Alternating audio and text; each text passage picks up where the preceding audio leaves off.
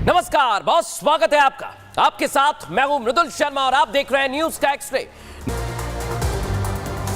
और आज की हमारी सबसे पहली और बड़ी खबर है दर्शक, बांग्लादेशी कट्टरपंथ जो आग फैला रहा था वो आग भारत तक पहुंच गई है दर्शक। और आज इसकी तस्वीरें सामने आ गई। आप सोचिए, जो बांग्लादेश में हो रहा था और ये जो तस्वीर मैं दिखा रहा हूं ये भारत की तस्वीर है, वैसा ही कुछ भारत में हो रहा है दर्शक। लेकिन आज मैं आपको बताऊं, खबरों में आगे बढ़ूं उससे पहले बता रहा हूं, साधु संतों ने आज बड़ा ऐलान कर दिया है। आपके लिए क्या संदेश दिया जा रहा है ये सबसे पहले सुनवाता हूं।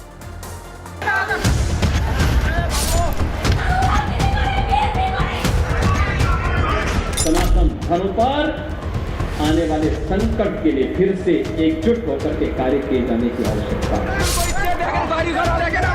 जब हम एक रहेंगे, नेक रहेंगे, तभी नेक रहेंगे। बटेंगे तो कटेंगे। हिंदुओं की एकता होना बहुत आवश्यक है। हिंदुओं की एकता के लिए जात पात सबसे बड़ी दीवार है। जब तक ये नहीं मिटेगी तब तक हिंदू एकता नहीं होगी। अगर हमारे मंदिर तोड़े जा रहे हैं आज, तो कल्पना कीजिए 2047 में क्या होगा। और दर्शकों, आज एक बड़ा सवाल आपके सामने भी हमारे सामने भी आया। सवाल बड़ा गंभीर है और चिंताजनक है, आपसे जुड़ा हुआ है, इसलिए इसे उठाना भी जरूरी है। जितने लोगों को आपने अभी अभी सुना है, जो हमने आपको सुनवाया, इसमें एक भी शख्स ऐसा नहीं जिससे आप परिचित नहीं होंगे। चाहे वो उत्तर प्रदेश के मुख्यमंत्री योगी आदित्यनाथ हो, बाबा बागेश्वर उर्फ धीरेन्द्र कृष्ण शास्त्री हो, या फिर कथावाचक देवकी नंदन ठाकुर। इन सभी के चेहरे और शब्द बेशक अलग हो सकते हैं, लेकिन इन सब की बातों का लब्बो-लुआब एक ही है। ये सब हिंदुओं की एकजुटता की बातें कह रहे हैं। सभी सनातन को बचाने का मंत्र सनातनियों को दे रहे हैं। लेकिन सवाल यहां पर क्या है, अचानक ऐसा क्या हुआ जो इन लोगों को लगातार ऐसी अपील करनी पड़ रही है? आखिर क्या वजह है दर्शकों, बता रहा हूं आप। क्योंकि सनातन को बचाने के लिए एकजुट रहने की अपील जो लगातार की जा रही है, जो हम आपको सुनवा रहे हैं, इसके पीछे की एक बहुत बड़ी वजह है। आज वो वजह हम आपको बता रहे हैं। वजह है बांग्लादेश में हिंदुओं के लिए हालात खराब हो गए और इसके पीछे है बांग्लादेशी कट्टरपंथी सोच जिसने भारत में एंट्री ले ली है दर्शकों। ये सोच भारत तक आ गई है और आप चौंकिए मत, ऐसे लोग आपके और हमारे बीच में हैं जो लगातार हिंदू मंदिरों पर हमला कर रहे हैं।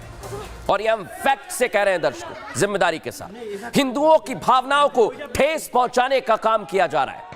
इसी सोच के साथ कट्टरपंथी हमला कर रहे हैं।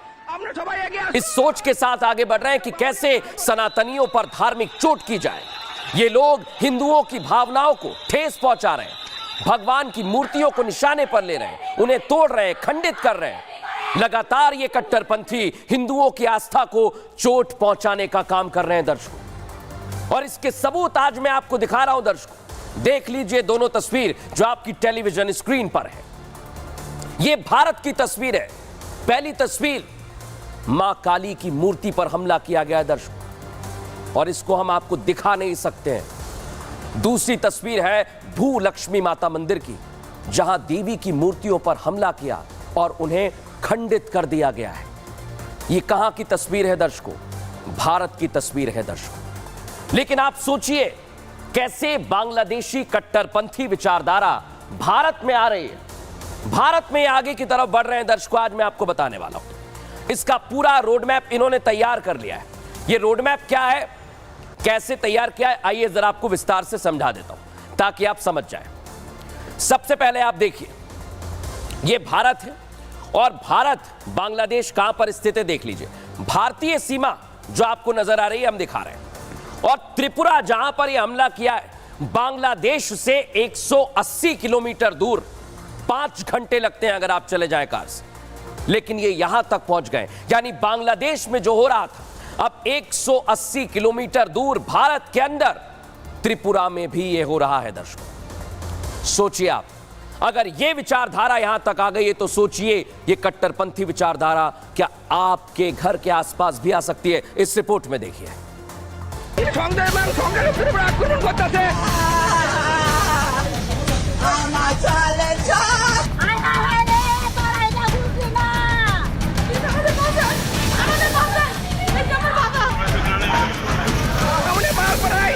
हिंदुओं पर अत्याचार, उनके घरों में तोड़फोड़, बहन बेटियों से बर्बरता, आखिर क्यों?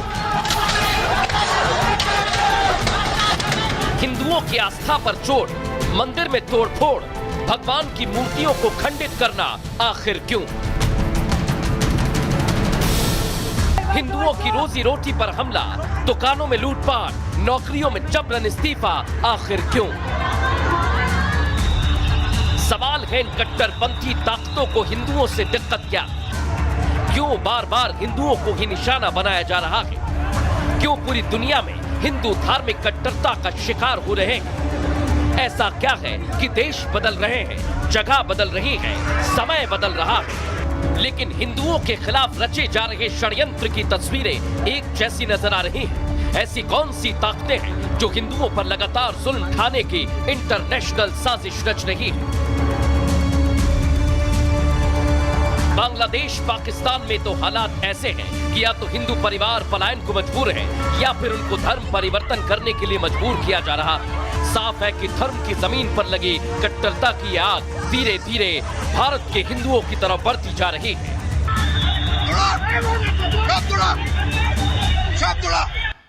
ये सवाल हम पूछ रहे हैं और हिंदुओं के हालात दिन ब दिन भारत में ही बद से बदतर होते जा रहे हैं। दर्शक, अब आपको मैं बताने वाला हूं, वो तस्वीर दिखाने वाला हूं, त्रिपुरा में आखिर हुआ क्या है।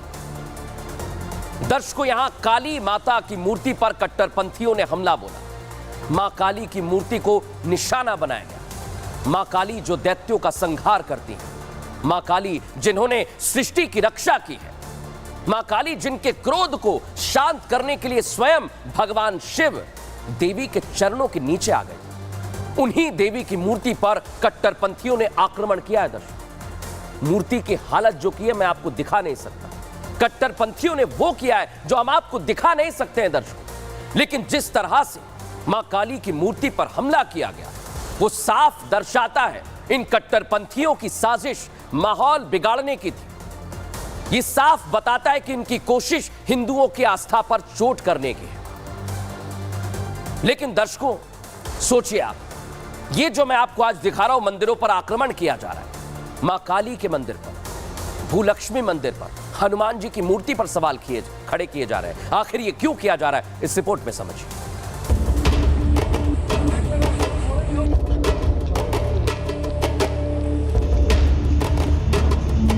देश अलग है, मंदिर अलग है, लेकिन तस्वीरें एक जैसी हैं, मंशा एक जैसी है, मंसूबे एक जैसे हैं। पहली तस्वीर बांग्लादेश के एक मंदिर की है तो वहीं दूसरी तस्वीर भारत के त्रिपुरा के कटराई बारी गांव की है। दोनों ही जगह पर कट्टरपंथी ताकतों ने हिंदुओं की आस्था पर चोट की है। मूर्तियों से छेड़छाड़ कर हिंसा की आग लगाने की कोशिश की गई। त्रिपुरा की ये तस्वीरें सबूत हैं कि बांग्लादेश में लगी कट्टरता की आग अब धीरे धीरे भारत के कुछ हिस्सों में फैल रही। धीरे से ही सही, मगर कट्टरपंथी ताकतें भारत में घुसने की कोशिश में हैं। जो बांग्लादेश बॉर्डर से जुड़े भारत के हिस्सों में अपनी जमीन तलाश रही है, जो अत्याचार बांग्लादेश में रह रहे हिंदुओं पर हो रहा है, अब वही नफरत भारत के त्रिपुरा में फैलाई जा रही है। दरअसल त्रिपुरा के कटराई बारी गांव में कट्टरपंथियों ने मंदिर में घुसकर मां काली की मूर्ति को खंडित कर दिया, जिसके बाद पूरे इलाके में हड़कंप मच गया। सांप्रदायिक तनाव इतना बढ़ा कि गुस्साए लोगों ने घरों और वाहनों में तोड़फोड़ कर दी। कई घर और गाड़ियां हिंसा की भेंट चढ़ गई, कई लोग घायल हो गए, जिसके बाद हालात पर काबू पाने के लिए भारी पुलिस फोर्स तैनात करनी पड़ी।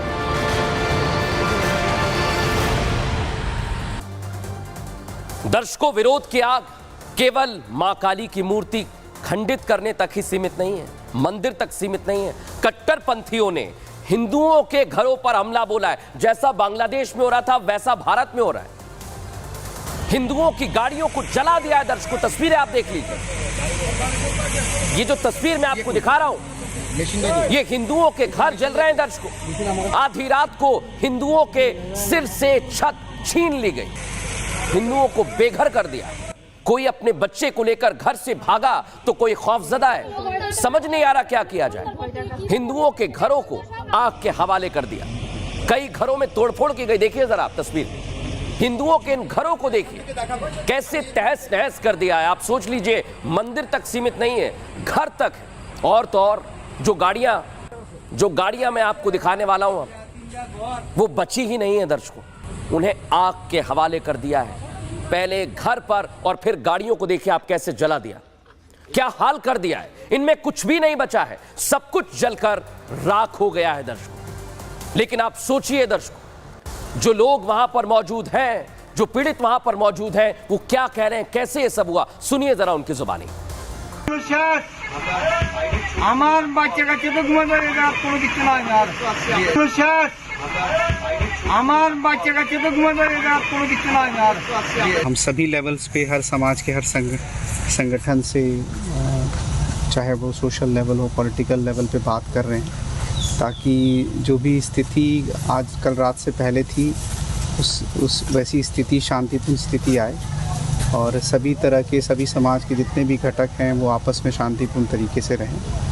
और हम ये भी पता करने की कोशिश कर रहे हैं कि ये जो शरारत जिसको बोलेंगे एक फाउल प्ले ही है, क्योंकि इसके पीछे कौन है इसका भी पता नहीं चला है, लेकिन उसकी भी हम जानकारी पता करने की कोशिश कर रहे हैं और जो भी दोषी इसमें हैं उन सभी को सज़ा दी जाएगी।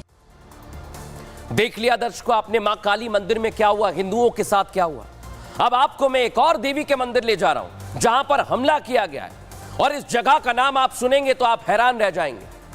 हैदराबाद, जहां के हालात त्रिपुरा से अलग नहीं है। हैदराबाद जहां के सांसद हैं AIMIM चीफ असद उद्दीन ओवैसी। दर्शकों, यहां ओवैसी की शह पर क्या हिंदुओं को निशाना बनाया जा रहा है, यह सवाल खड़ा होता है और ऐसे आरोप लगाए जा रहे हैं कि उनकी शह प्राप्त है। हैदराबाद में भूलक्ष्मी माता मंदिर पर हमला किया गया है दर्शकों। यहां कट्टरपंथी मंदिर में घुसा है, उसी का यह विरोध हो रहा है। देवी मां की मूर्ति को खंडित कर दिया, सोचिए आप, भुजाओं को अलग कर दिया।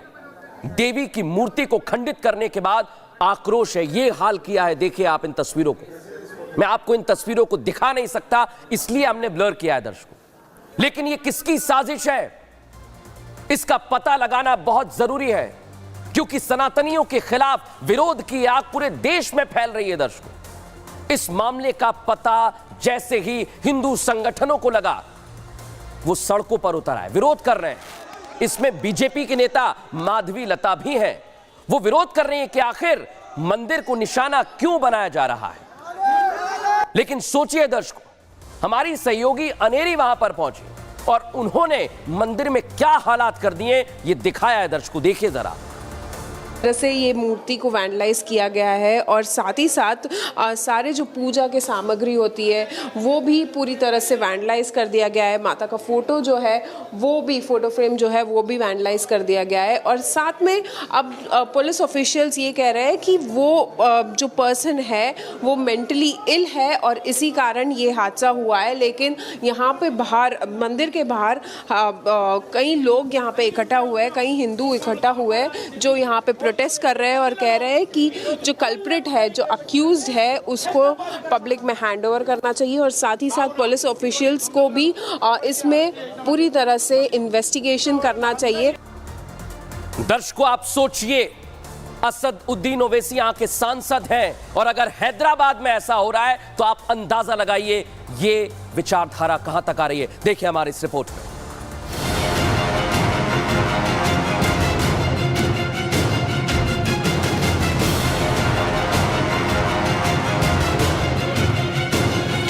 एमआईएम वाले अभी MP MIM हैदराबाद के और चंद्रन गुट्टा के MLA आके यहाँ पर माता रानी के सामने सर टोक कर माफी मांगना चाहिए।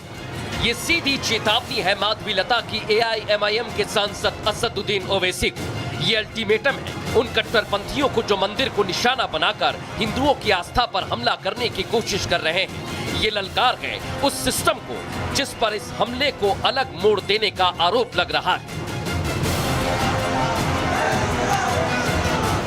हैदराबाद में कृष्ण जन्माष्टमी की रात उपद्रवी एक मंदिर को निशाना बनाते हैं। संतोष नगर में स्थित भू लक्ष्मी मंदिर में देवी की मूर्ति को क्षतिग्रस्त करते हैं, जिसके बाद सवाल उठता है कि जो मंदिर पुलिस स्टेशन से 10 मीटर दूर है, जहां कई सीसीटीवी कैमरे लगे हुए, वहां कैसे कोई घुसकर देवी जी की मूर्ति को खंडित कर सकता है। सवाल उठता है कि किसकी शय पर बार बार हिंदू देवी देवताओं के मंदिरों को निशाना बनाया जा रहा है।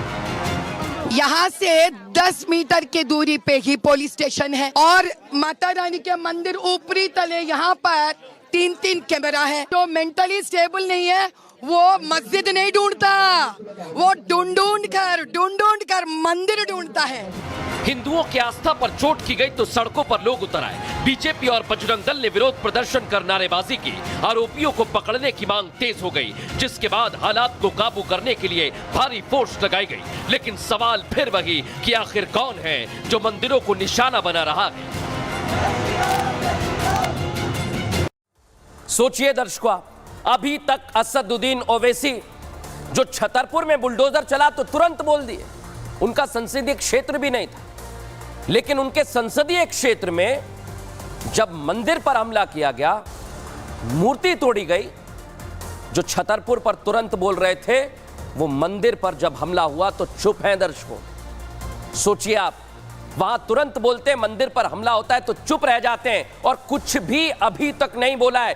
इसी को लेकर देवकीनंदन ठाकुर इस पर सवाल उठा रहे हैं, पूछ रहे हैं कि आखिर क्या हो गया। आप तो वहां के सांसद हैं, आपको जाना चाहिए। सुनिए जरा देवकीनंदन ठाकुर क्या कह रहे हैं। हैदराबाद जहां से आप नाम ले रहे हैं, वहां मुझे पता चला है कि एक बार नहीं हुआ यह आक्रमण, पहली बार नहीं हुआ है, होते ही रहते हैं वहां आक्रमण। और वहां के तो सांसद कौन है आप जानते हैं ना। कहां गया उनका ज्ञान, कहां चला गया उनका वो लॉजिक, कहां चला गया उनका वो विवेक। क्या कोई किसी हिंदू ने उनको वोट नहीं किया होगा? क्या उनके क्षेत्र में जो हिंदू मंदिर हैं उनकी रक्षा करना उनकी जिम्मेदारी नहीं है? है, पर इस जिम्मेदारी से वो भाग रहे हैं। क्यों? क्योंकि एक विशेष हिंदू समाज पर आक्रमण हो रहा है, मंदिर पर आक्रमण हो रहा है। ये बहुत दुखद है। वाकई दुखद है दर्शकों, क्योंकि ये एक दो जगह नहीं है, अमेरिका तक, अमेरिका में भी ऐसा ही हो रहा है, जहां हनुमान जी की मूर्ति का विरोध किया जा रहा है। दर्शकों सोचिए आप, बांग्लादेश, भारत और हिंदुओं के खिलाफ माहौल, बांग्लादेश पाकिस्तान में तो आपने देख ही लिया है, लेकिन 7 समंदर पार हिंदुओं के आस्था पर चोट की जा रही है। दर्शकों अमेरिका के टेक्सास में जहां हनुमान जी की मूर्ति बनाई गई, जो मैं आपको दिखा रहा हूं, इसका विरोध कर रहे हैं कुछ कट्टरपंथी। सोचिए आप, अमेरिका में हनुमान जी की मूर्ति को लेकर संग्राम छिड़ा हुआ है। हनुमान जी की मूर्ति वहां कुछ लोगों के लिए विरोध का सबब बन गई और इतना बड़ा मुद्दा बन गई है कि लोग मंदिर तक घुस आए, अंदर तक मूर्ति बनाए जाने पर हंगामा कर रहे हैं। उन लोगों ने ना सिर्फ नारेबाजी की, बल्कि हनुमान मंदिर में मौजूद लोगों को परेशान किया गया। दर्शकों लेकिन सोचिए आप, ये अमेरिका यानी 7 समंदर पार तक जा चुकी है विचारधारा। ये कौन लोग हैं दर्शकों, इनकी क्या चाहत है, मैं आपको बताऊं। उससे पहले बता देता हूं कि आखिर अमेरिका में हनुमान जी की प्रतिमा बनाई गई। टेक्सास के अष्टलक्ष्मी मंदिर में हनुमान जी की मूर्ति बनी हुई है और $80 लाख की लागत से इसे तैयार किया गया है। दर्शकों 18 अगस्त को हनुमान जी की मूर्ति की प्राण प्रतिष्ठा की गई है। 90 फीट ऊंची भगवान हनुमान जी की यह प्रतिमा है।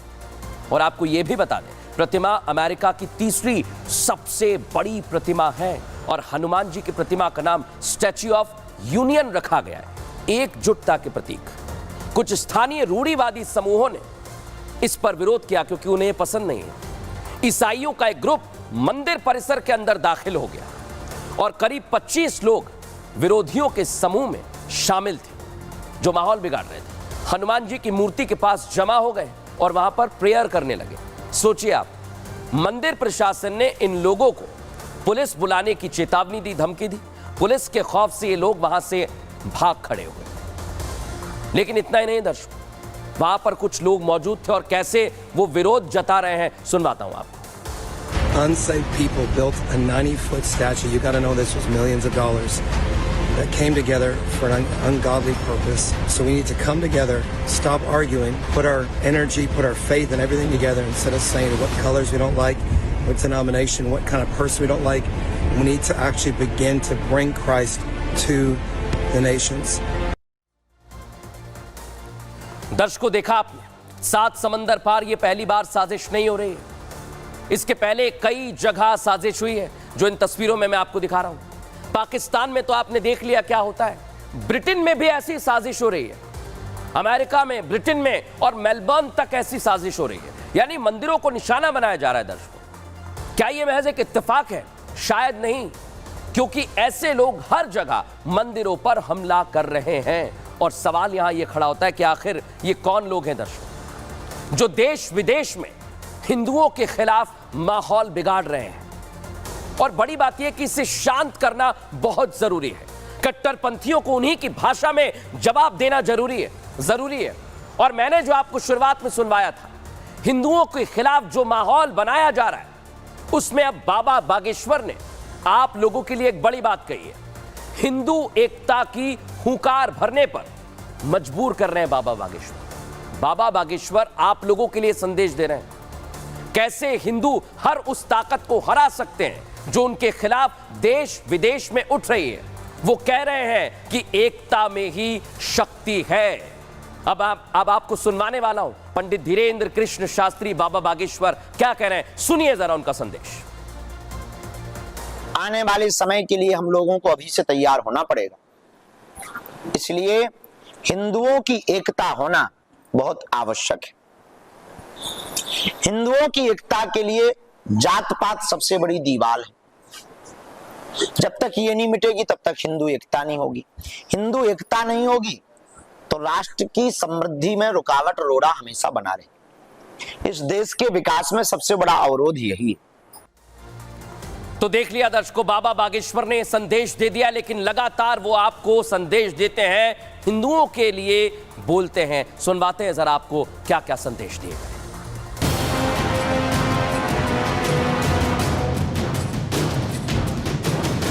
कथा से सनातन धर्म नहीं बचना है, सनातनी हिंदू एकता से सनातन धर्म बचना है। इंग्लैंड में रहने वाले लोगों, जाग जाओ और अब कोई हिंदुओं के ऊपर उंगली उठाए तो हम सब एक हो जाओ। ये भोले भाले हिंदुओं को जो बरगला रहे, धर्मांतरण करवा रहे, अब इनको बख्शा नहीं जाएगा। एक तरफ पूरी दुनिया में हिंदुओं पर अत्याचार हो रहा है, तो वहीं बागेश्वर धाम के पंडित धीरेन्द्र कृष्ण शास्त्री ऐसी ताकतों के खिलाफ हुंकार भर रहे हैं, हिंदुओं को एकजुट होने की नसीहत दे रहे हैं, बार बार चेता रहे हैं कि हिंदुओं अब एक हो जाओ, जाग जाओ और दूसरों को भी जगाओ। दुनिया के अलग अलग हिस्सों में रह रहे हिंदुओं से एक साथ आने की अपील कर चुके हैं। एक और आज हम प्रार्थना करेंगे कथा में, और तुमसे प्रण लेकर के जाएंगे, मर जाना पर सनातनी हिंदुओं अपनी एकता मत छोड़ना। तुम्हारा एक होना बहुत जरूरी है, और खासकर विदेशी धरती पर। यहाँ तुम्हारे पास सब कुछ है, भगवान की कृपा है, और ईश्वर करे और रहे, पर अपनी कम्युनिटी को, अपने समाज को मत छोड़ना। एक तरफ एकता का मंत्र तो दूसरी तरफ बाहरी मुल्कों में मंदिरों में हो रही तोड़फोड़ की चिंता। पंडित धीरेन्द्र कृष्ण शास्त्री पहले भी ऐसे कट्टरपंथी ताकतों को जवाब दे चुके हैं, बता चुके हैं कि अगर सनातनी एक साथ हो जाएं तो मंदिर पर हमले की हिम्मत किसी की नहीं होगी। ऊपर कोई उंगली उठाए तो मैं सौगंध है भारत की, तुरंत एकता के साथ खड़े हो जाना। हमारी प्रार्थना है, और ये अगर तुम नहीं कर पाए तो तुम जीते जी बुझदिल हो, खुद भी जागो, दूसरों को भी जगाओ। साफ है, पंडित धीरेन्द्र कृष्ण शास्त्री जानते हैं, समझ रहे हैं कि कैसे पूरी दुनिया में कट्टरपंथी ताकतें हिंदुओं को नफरत की आग में धकेल रही हैं। जिससे बचना है तो एक साथ आना है, एकजुट रहना बहुत जरूरी है। दर्शकों, बाबा बागेश्वर हिंदुओं को साफ कह रहे हैं, संदेश दे रहे हैं, अपने नाम के आगे से जाति हटाकर किसी को भी अपना परिचय हिंदू के तौर पर देना चाहिए।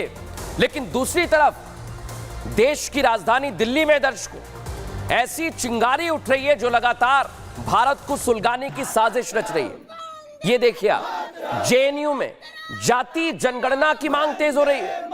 यहां जाति छोड़ने की बात हो रही है, वहां जाति जनगणना की बात हो रही है। देश के खिलाफ ये टुकड़े टुकड़े गैंग फिर एक्टिव हो गया है। ये गैंग न सिर्फ देश को बांटने की कोशिश कर रहा है, बल्कि चारों तरफ ऐसी चिंगारी सुलगा रहा है जिससे सब कुछ खंड खंड हो जाएगा। लेकिन ऐसा नहीं होने वाला है दर्शकों। लेकिन पहले मैं आपको बताता हूं कि आखिर जेएनयू में चल क्या रहा है, क्यों वहां पर खंड खंड वाली बातें कही जा रही हैं। सुनिए जरा हमारी सहयोगी कोमल की रिपोर्ट। लेफ्ट के जो स्टूडेंट्स हैं वो पिछले कुछ सालों से कुछ महीनों से उनको करीब 15 दिन हो गए, लेकिन अगर हम एबीवीपी की बात करें तो एबीवीपी जो है वो 22 जुलाई से ही अपने मुद्दों को लेकर के बैठा हुआ था अनशन पर।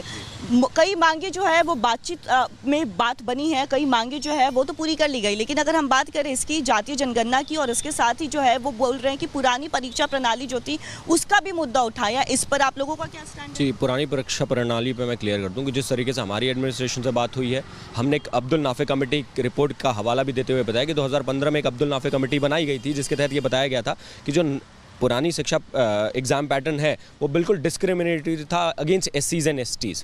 हमारी यही डिमांड थी कि किस प्रकार एससीज एंड एसटीज़ और इन्हीं के जनूटा में बैठे हुए लेफ्टिस्ट प्रोफेसर्स वो डिस्क्रिमिनेशन करते हैं, उनको वाइवाज में 1 नंबर 2 नंबर देकर निकाल देते हैं। देखिए दर्शकों, यहां छात्र जाति जनगणना की बात कर रहे हैं। छात्र तो एक होते हैं, स्कूल में या फिर कॉलेज में जहां पढ़ने जाते हैं वहां कोई जाति नहीं पूछता है। लेकिन आखिर जेएनयू में यह क्यों हो रहा है, इस रिपोर्ट में जरा समझिए।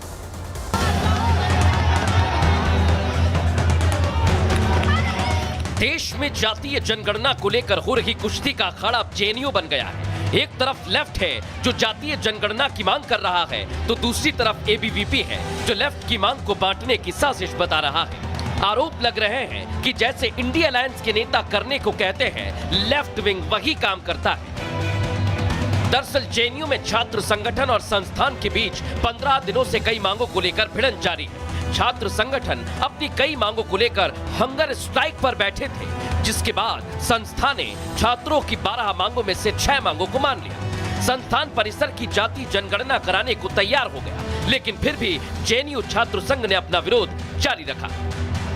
दोनों तरफ के अपने अपने दावे हैं, अपनी अपनी मांग है। हालांकि एबीवीपी के स्टूडेंट्स अब यूनिवर्सिटी के वीसी को धृतराष्ट्र बता रहे हैं और कह रहे हैं कि एबीवीपी बांटने वाली राजनीति को सपोर्ट नहीं करता।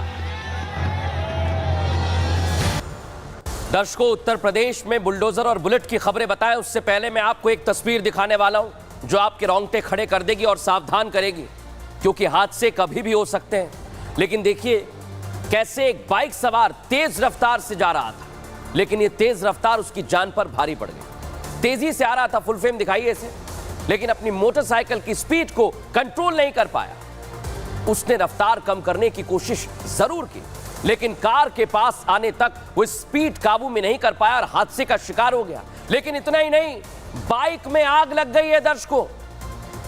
हादसे के बाद आग लग गई और जो चालक था वो भी जल गया। देखिए जरा आप, कैसी तस्वीर सामने आ रही है। मोटरसाइकिल कई टुकड़ों में बट जाती है। कुछ ऐसा होता है जिसके बाद आप भी स्पीड से ना चलाएं बाइक, आराम से चलाएं, सावधानी से चलाएं, क्योंकि हादसे कभी भी हो सकते हैं और ऐसा हादसा आपकी जान पर बना सकता है। बहरहाल अब आगे बढ़ेंगे खबरों में, और आज की हमारी एक और बड़ी खबर उत्तर प्रदेश से आई है, जहां बुलडोजर चला दर्शकों, लेकिन अब बुलेट भी चल रही है, यानी एनकाउंटर भी हो रहा है। लेकिन आखिर क्या हुआ है दर्शकों, समझ लीजिए। योगी वक्त वक्त पर यह साबित करते हैं कि अपराधियों का इलाज उनके शब्दकोश में एक ही है। योगी का बुलडोजर फतेहपुर में अवैध कब्जे पर भी चला, तो दूसरी तरफ रेप के आरोपी का योगी की पुलिस ने एनकाउंटर कर दिया। दोनों तस्वीर आप देख लीजिए, यानी एक तरफ बुलडोजर चल रहा है और दूसरी तरफ एनकाउंटर भी हो रहा है। योगी सरकार अपराधियों पर एक्शन ले रही है। बुलडोजर एक्शन सोच लीजिए आप, बार बार लिया जा रहा है। इस बार योगी का पीला पंजा समाजवादी पार्टी के नेता की अवैध संपत्ति पर चला है, जो मैं आपको दिखा रहा हूं। फतेहपुर में पीएम मोदी पर अभद्र टिप्पणी करने वाले समाजवादी पार्टी नेता हाजी रजा के निर्माणाधीन शॉपिंग कॉम्प्लेक्स, ये देख लीजिए, इसको ढहा दिया गया है। बुलडोजर एक्शन अवैध था। सपा के वरिष्ठ नेता के इस मॉल को नगर पालिका की जमीन पर बनाया जा रहा है, लेकिन इससे पहले कि मॉल का काम पूरा होता, योगी के बुलडोजर ने इसको जमींदोज कर दिया। मॉल की 3 मंजिला इमारत देखिए आप बन गई थी, निर्माणाधीन थी, लेकिन पहले ही अवैध तरह से जब जानकारी मिली तो जिला प्रशासन की टीम कोर्ट के आदेश पर पहुंची है दर्शकों, और इस कार्रवाई के दौरान एएसपी, एसडीएम, डीएसपी सभी मौजूद रहे और 10 थानों के 250 पुलिसकर्मी तैनात रहे, जिनकी तस्वीर मैं आपको दिखा रहा हूं। यानी योगी के लिए इंसाफ मतलब इंसाफ है, अपराधी मतलब अपराधी है। ऐसा मैं क्यों कह रहा हूं समझ लीजिए, क्योंकि योगी ने खाकी पर भी बुलडोजर चलाया, जो खाकी आपके लिए है। दर्शकों, आपको जो तस्वीर मैं अब दिखाने वाला हूं वो ये साफ कर देगी कि योगी आदित्यनाथ के लिए इंसाफ मतलब इंसाफ। देख लीजिए, अपराधी मतलब अपराधी, चाहे फिर वो कोई भी क्यों ना हो, कितना भी रसूखदार क्यों ना हो। योगी आदित्यनाथ ने सिद्धार्थनगर जिले में खाकी पर ही बुलडोजर चलवाया। बिल्कुल ठीक सुना आपने, खाकी पर बुलडोजर। यहां जिले के प्रशासनिक अधिकारियों ने अवैध अतिक्रमण हटाने का अभियान चलाया हुआ है। इस दौरान अधिकतर लोगों ने खुद ही अपने अवैध अतिक्रमण को हटाया, लेकिन खास बात यह कि इस अवैध अतिक्रमण की जद में तहसील और थाने की बाउंड्री और मेन गेट यानी मुख्य गेट भी था, जिसे बुलडोजर से गिराने प्रशासनिक अधिकारी पहुंचे और जरा भी संदेह नहीं किया, वहां पर बुलडोजर चलाया। इस दौरान प्रशासन के अधिकारियों और पुलिस के लोगों के बीच कहासुनी जरूर हुई, लेकिन अवैध अतिक्रमण के खिलाफ योगी का बुलडोजर जमकर गरजा दर्शकों। लेकिन आप सोचिए, योगी आदित्यनाथ ने कहा है गलती होगी, नियम के विरुद्ध कुछ होगा तो एक्शन जरूर लिया जाएगा। सुनिए जरा। आपको बुलडोजर से डर लगता है, लेकिन ये निर्दोष के लिए नहीं है, उन्हीं अपराधियों के लिए है जो प्रदेश के नौजवानों के भविष्य के साथ खिलवाड़ करते हैं। दर्शकों, जब इंसाफ और अपराधियों को सबक सिखाने की बात होती है तो सबके जहन में सबसे पहला नाम योगी आदित्यनाथ का ही आता है, फिर चाहे वो बुलडोजर एक्शन के जरिए इंसाफ हो या फिर किसी और तरीके से। अयोध्या में क्या हुआ है दर्शकों, 4 साल की बच्ची के साथ रेप हुआ। 4 साल की बच्ची।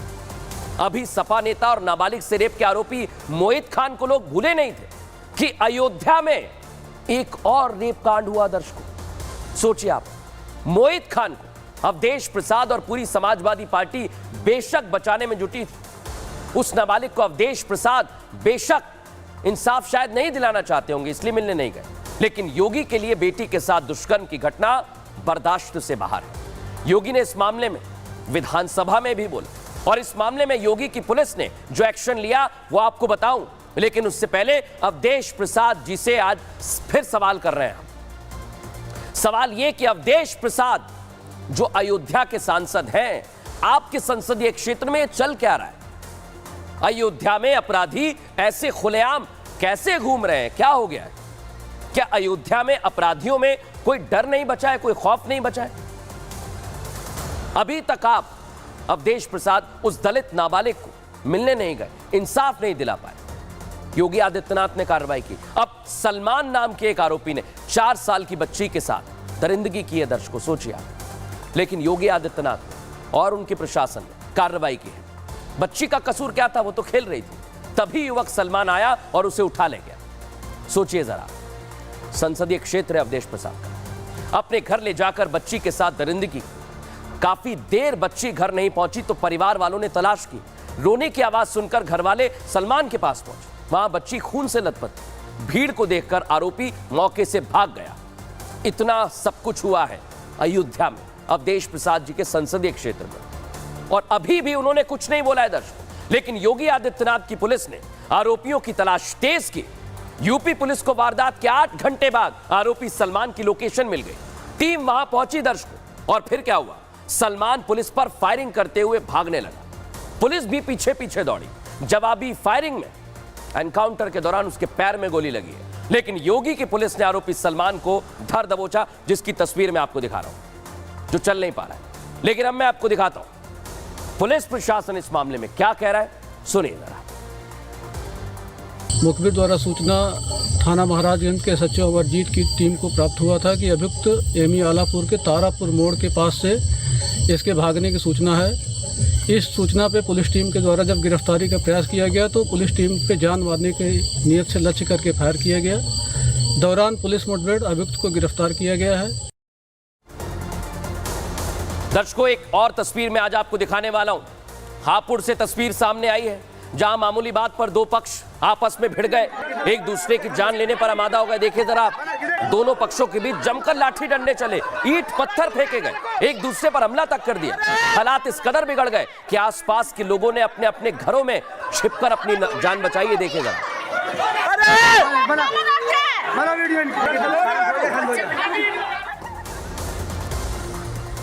इस मामले में पुलिस जांच कर रही है।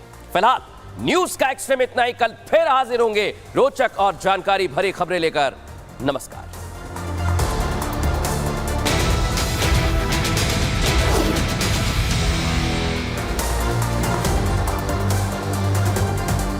बहुत भारी है, संघर्ष है, गुस्सा है, नाराजगी है। उसके बाद जो तस्वीरें निकल के सामने आ रही है वाटर कैनन